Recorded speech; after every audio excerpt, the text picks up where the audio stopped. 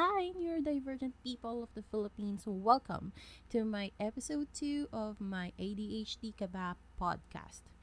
So, in this podcast, I am going to tell you how I got my diagnosis, how I confirmed my diagnosis, and in this podcast, I will teach you how you can find the right doctor or therapist for you.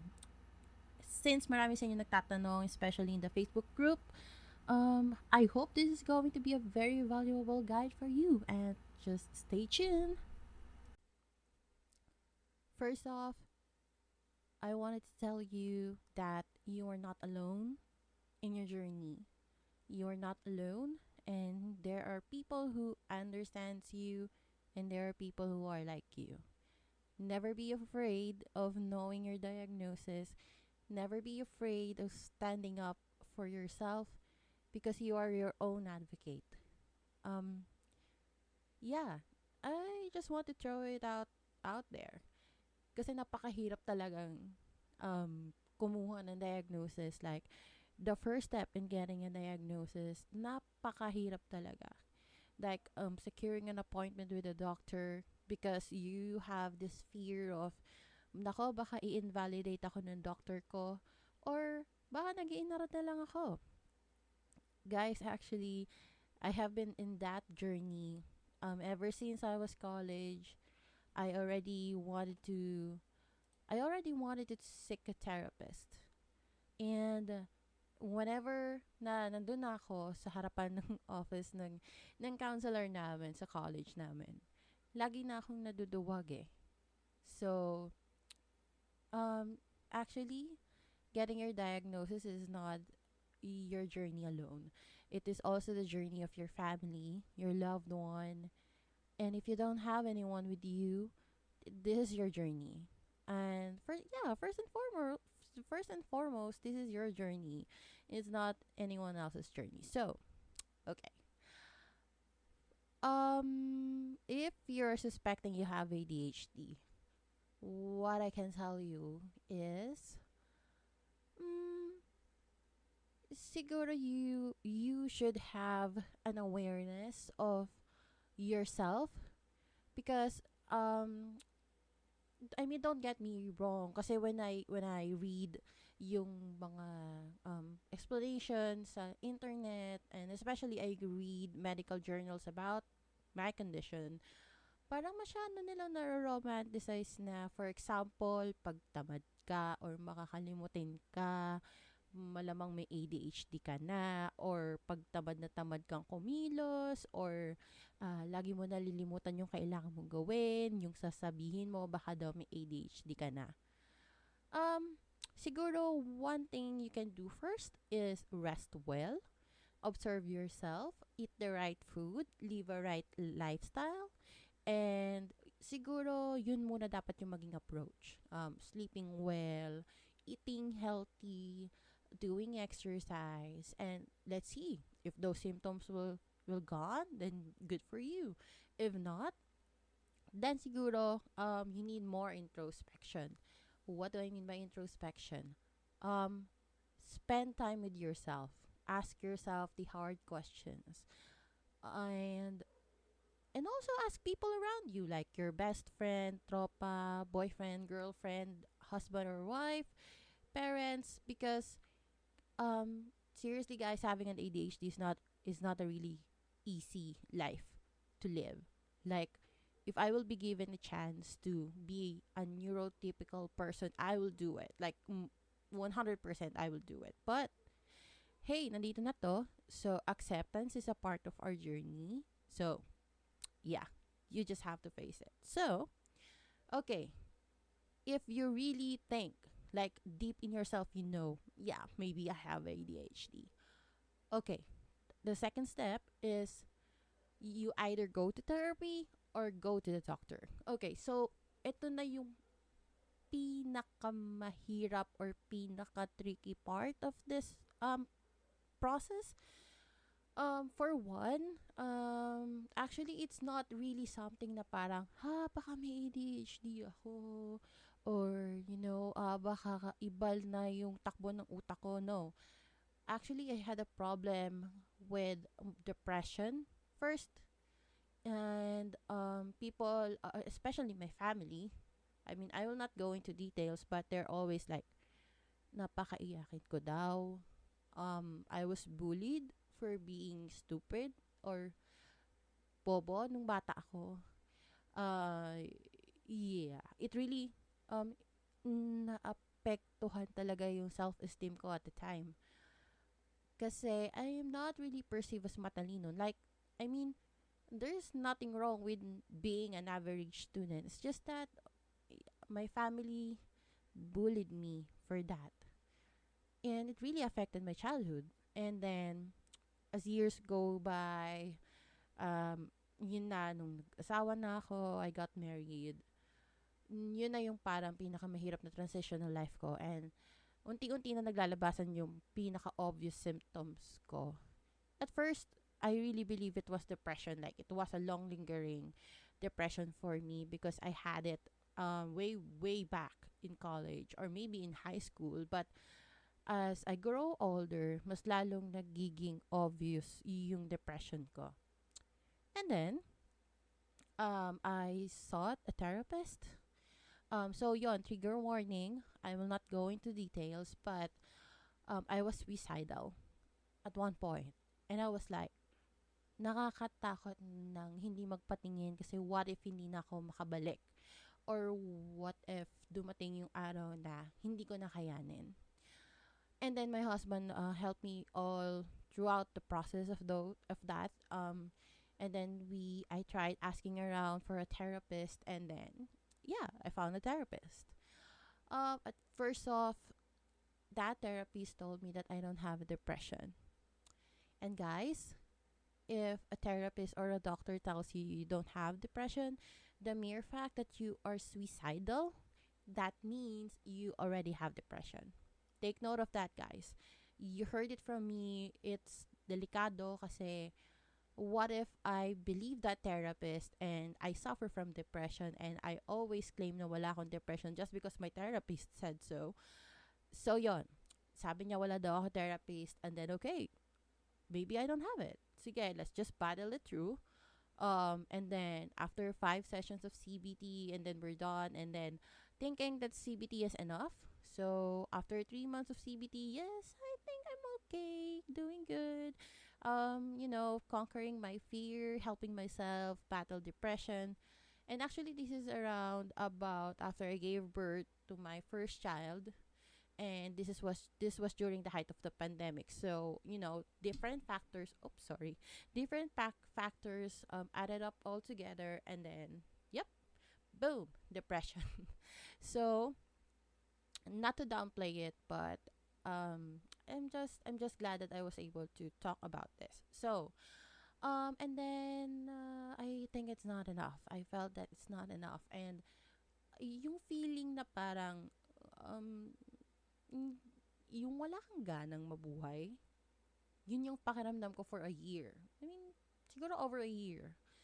Wala kang ganang mabuhay na parang puppet ako most of the days. And then, um, I went to the doctor to get a diagnosis because I also suspect that I have ADHD at the time, because yung siguro yung pinaka-obvious symptom sa akin is the emotional dysregulation part, wherein talagang I jump from one emotion to another, and then I cannot really contain my emotions to the fact na nagre-react na talaga lahat.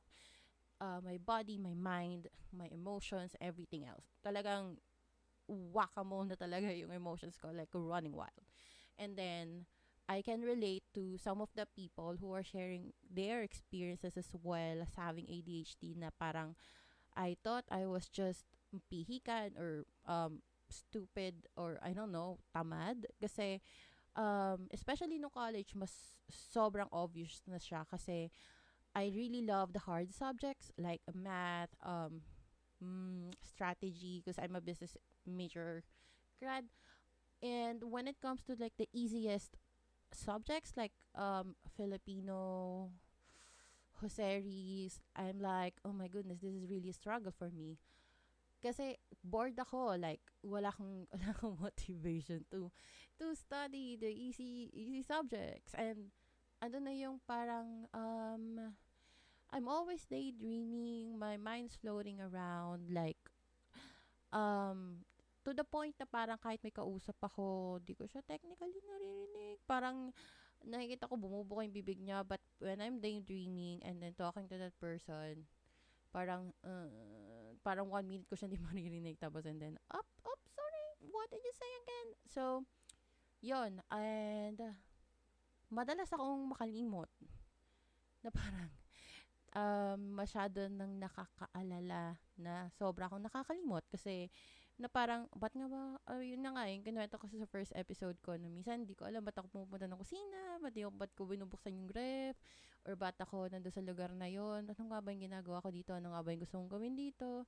And also, siguro, one thing is, the hyper-focus or hyper-fixation thing, like, I came to a point na naglaro ako ng game for 8 hours in one day. And then, kain CR lang yung pahinga ko. And then, pag, pag tapos ko sa game, like, oh my goodness, gabi na, what happened? So, ayan, may mga point na parang, pag may di ako nasa-solve na formula, I'm up 24 hours just thinking about it. I mean, I thought it's just me. Like, honestly, I thought it's just me being weird. And apparently, it's not. Apparently, it's just how my brain works, or it's so the way how my mind is structured. So, okay, going back to my story. Okay, depression, right? And then I told the doctor na I'm suspecting I have ADHD, and she was like, before you are diagnosed with ADHD, you gotta have symptoms before the age of 7. I was like, oh, I don't have anything because the time na pumunta ka ng doctor, I really, and I didn't take the time to reflect on my story as a person, or why I think, or why I came to them, or why I sought a psychiatrist finally. Because yeah, my mind's really floating, and I think really, I really think I have depression at the time kasi talagang wala. Hindi talaga kaya ng mind ko. So, ayun, instead of feeling rejected siguro, because I believe that I am an advocate of myself, what I did is, um, I reflected. Ano ba kaya yung mga weird things na nangyayari sa akin before the age of 7? And then, yeah, I figured out one thing. It's not normal. It's not normal for a 6-year-old, 7-year-old, even 5-year-old to do that, but I do. I feel it. I cannot really disclose it in this podcast because it's really like super personal, but hindi talaga siya normal for a kid. Like for a 5-year-old kid, it's not really normal. So, that pushed me to look for another doctor who is also specializing in psychotherapy or assessments, psychological assessments. So, that's gonna be my first tip for you. If you want to confirm your diagnosis, you should look for a doctor who is also trained in psychological assessment. Medyo pricey, I know, but it's if you will be able to save up for it, then go for it. And then what else? So yon. I went to that doctor, did my tests, and then he interviewed me, and then he was the one to confirm that I really do have ADHD. And then what he told me is, he has to treat my depression first, or control my depression before treating the ADHD. And then okay, and then after 2 weeks, 3 weeks of being on medication, first time on medication for depression, he gave me the prescription for methylphenidate, Concerta, or Ritalin. And ever since, that was actually December 2021, now is June 2022. After 6 months of being on Ritalin, I can really see na nagmature ako. it's funny the way I put it, but there's so many realizations that I got when I'm on medication. And actually, I have changed doctors because okay, tip number 2, you also have to find a doctor who has a S2 certification because they will be the only one licensed to give you the prescription for methylphenidate because it is a regulated drug.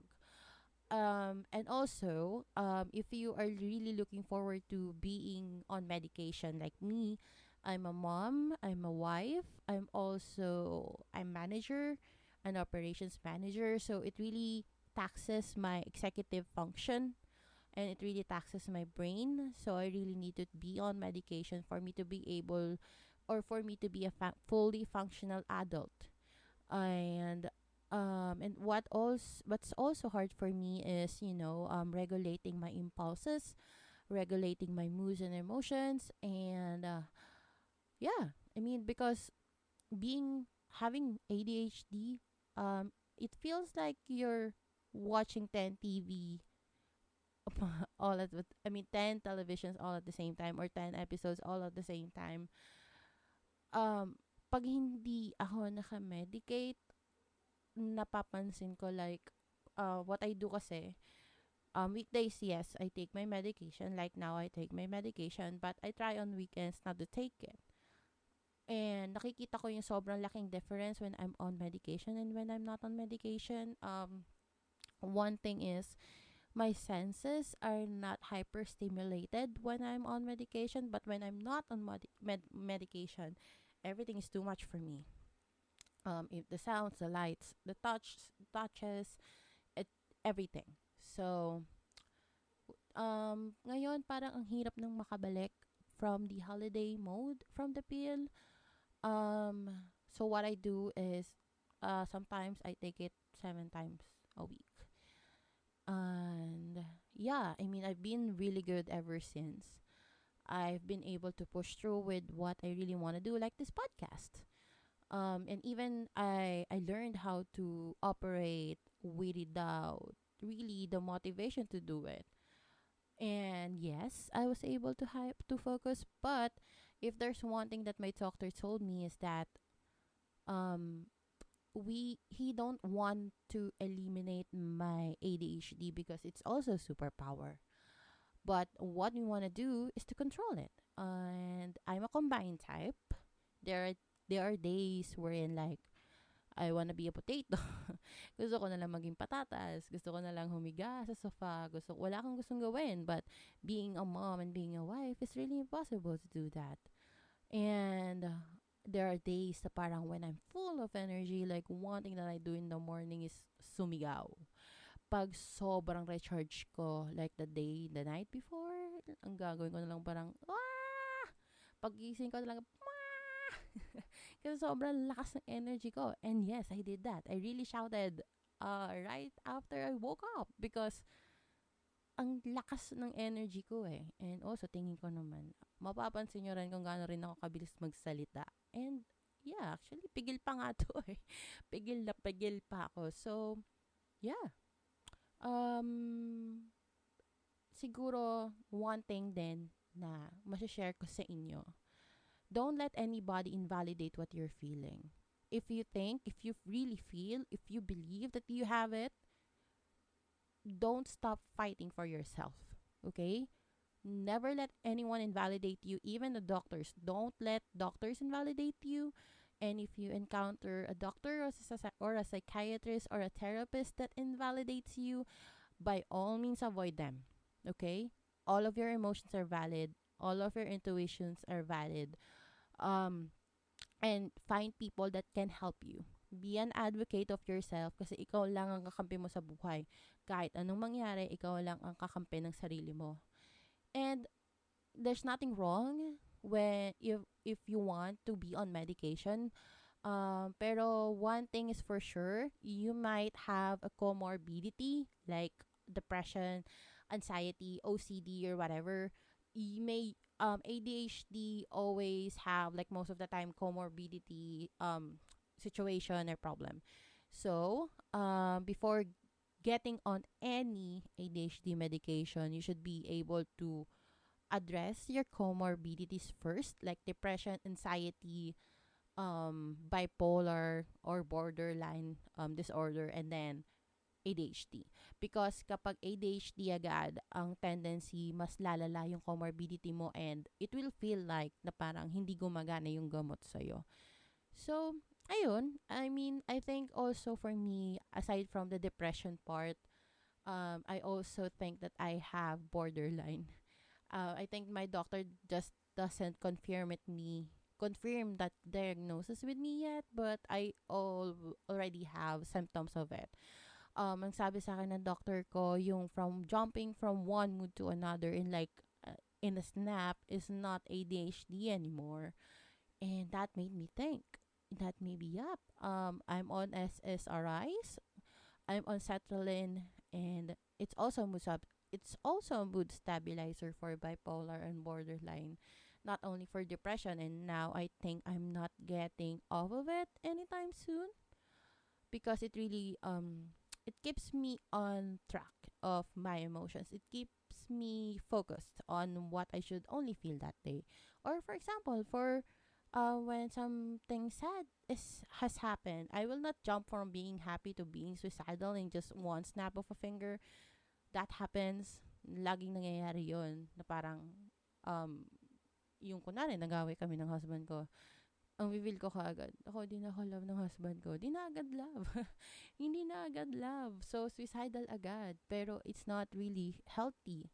And also one thing why I decided to be on medication is that I really didn't have a good childhood. I was bullied, I was emotionally abused, and I didn't know how to regulate my emotions. On top of my ADHD, I'm also the person na OA agad ang emotions. So, it's really it's really a bad combination. But God is good. I'm still living. I'm still here. I'm still fighting and creating this podcast, hoping that this can also help you guys.